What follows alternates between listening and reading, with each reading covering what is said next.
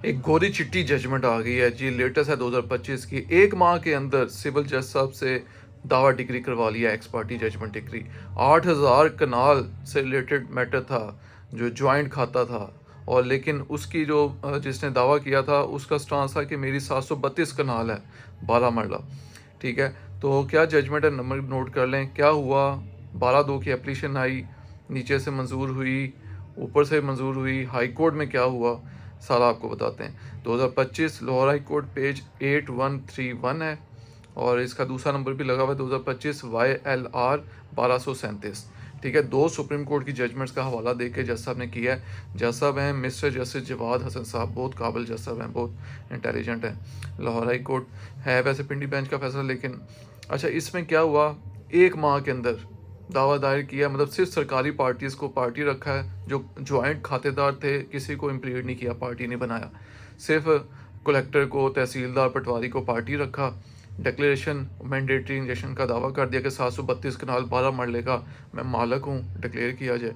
ठीक है, साथ गिफ्ट थी एक जो है रिटर्न गिफ्ट, उसकी बेस के ऊपर, और मेरा पोजेशन है। और उसके बाद डायरेक्शन दी जाए कि जी मेरे नाम पे ये मतलब जो खाते में चढ़ाया जाए एज अ ऑनर। ठीक है, सिर्फ सरकारी पार्टी को पार्टी रखा, प्राइवेट किसी पार्टी को नहीं। और 1 महीने के अंदर जजमेंट डिक्री ले ली एक्स पार्टी। ठीक है, उसके बाद 12/2 की एप्लीकेशन आ गई। जॉइंट जो थे बीच में जो खातेदार, उन्होंने कहा कि जी ये तो टोटल 8,000 कनाल का मैटर है।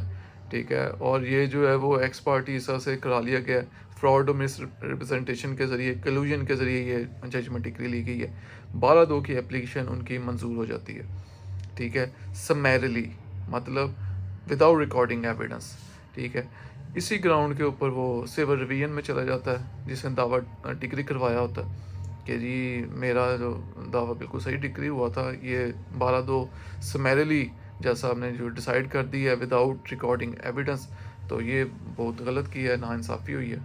तो सिविल रिवीजन भी उसकी खारिज हो जाती है कि जी नहीं बिल्कुल सही है, बहुत बड़ा डिफेक्ट था जजमेंट डिग्री, मतलब इसमें जजमेंट डिग्री में। तो आपने सारा ये चीटिंग करके, फ्रॉड करके अदालत को बताए बगैर कि जॉइंट खाता है। ठीक है, सारा आपने ये डिग्री मैनेज की। ठीक है, वो उसके खिलाफ ऊपर रेड पटिशन में चला जाता है। दोनों ऑर्डर निचले चैलेंज कर लेता है बंदा कि नीचे जो 12/2 मंजूर हुई है, जजमेंट डिग्री ख़त्म की गई है, सेटिस्फाइड की है।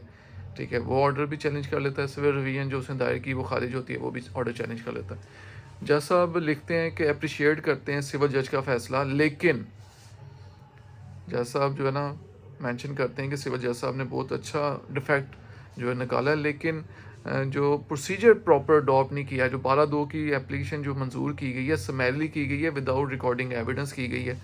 ठीक है, और जो है ये बीच में जो खातेदारों को इम्प्लीड करके उसके बाद आफ्टर रिकॉर्डिंग एविडेंस सबको पार्टीज़ को सुन के उनका जो एविडेंस रिकॉर्ड करके 3 मंथ्स के अंदर अंदर ये दोबारा से डिसाइड की जाए।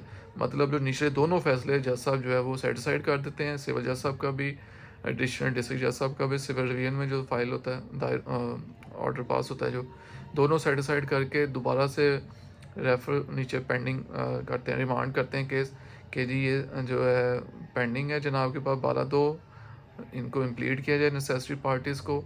उसके बाद रिकॉर्डिंग एविडेंस का मौका दिया जाए, 3 मंथ्स के अंदर दोबारा से 12/2 डिसाइड की जाए। नो डाउट जो डिफेक्ट है वो अप्रिशिएट किया है जैसा ने बीच में, होनी दोबारा से मंजूर ही है 12/2, लेकिन ये है कि आफ्टर रिकॉर्डिंग एविडेंस, दूसरे लफ्ज़ों में ये कह दिया जाए, क्योंकि जैसा मैं जो सिविल जज साहब का वो पॉइंट कि जी ये जो बड़ा सीवियर डिफेक्ट था बीच में जजमेंट डिग्री में, वो उसको अप्रिशिएट किया है, लेकिन साथ ये कि एविडेंस रिकॉर्ड करके आप 12/2 डिसाइड कर लेते।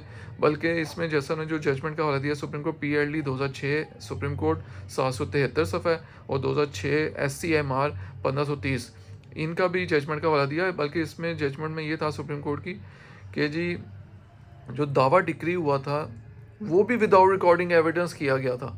मतलब इतना मेन जो डिफेक्ट था उसके ऊपर इंक्वायरी भी होल्ड की गई कि किस तरह से, मतलब जो एक्स पार्टी भी आप दावा डिक्री होने लगे तो वो जैसा आप कहते हैं एक्स पार्टी एविडेंस आप पहले दें, अपने डॉक्यूमेंट दें, पता चले आपकी ऑनरशिप भी है कि नहीं, जो भी अपना केस साबित करें, फिर वो डिक्री होता है। वो विदाउट रिकॉर्डिंग एविडेंस दावा भी एक्स पार्टी डिक्री किया गया।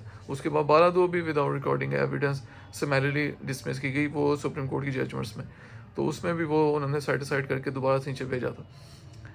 तो ये जजमेंट है, इसमें नो डाउट एक चीज़ नज़र तो आ गई कि जजमेंट डिग्री सही नहीं है, लेकिन 12/2 को भी वो कहते हैं एविडेंस रिकॉर्ड करके किया जाए डिसाइड। अब 12/2 मंजूर होगी, जाहिर सी बात है एविडेंस रिकॉर्ड होने के बाद फिर उसके बाद दावा ओपन हो जाएगा, रीओपन हो जाएगा। जो जजमेंट डिग्री ली गई है, ठीक है, वो सेटिसाइड हो जाएगी, दावा रीओपन होगा, उसमें फिर दोबारा से इम्प्लीड होंगे वो सारी पार्टीज़, ठीक है। उसके बाद फिर वो चलेगा दावा, फिर उसमें जवाब दावा सबके आएंगे, पहले नोटिस होंगे, इतने सारे खातेदार हैं बीच में, फिर वो जाके जो है वो उसमें एविडेंस दोबारा से होगी, मतलब ये डबल जो प्रोसीजर हो जाएगा। लेकिन ये है कि उसने जो डिग्री जजमेंट डिग्री है वो तो 3 मंथ्स के अंदर जैसा हमने डायरेक्शन दी है वो उसमें डिसाइड करनी है, लेकिन वो सेटिसाइड होगी, क्योंकि विदाउट समैरली आप डिसाइड नहीं कर सकते, जैसा हमने कहा, क्योंकि जबकि इसमें मैटर जो है फ्रॉड रिप्रेजेंटेशन के एलिगेशन है, तो आफ्टर रिकॉर्डिंग एविडेंस आप डिसाइड करें 12/2।